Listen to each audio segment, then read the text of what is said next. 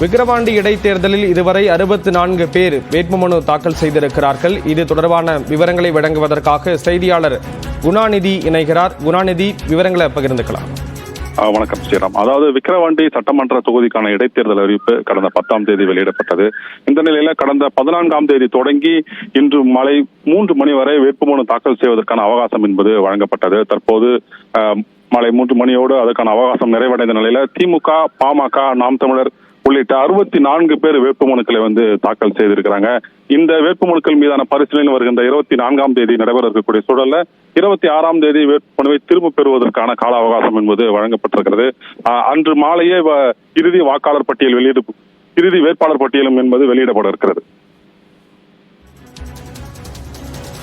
விவரங்களை வழங்கியதற்கு நன்றி குணாநிதி.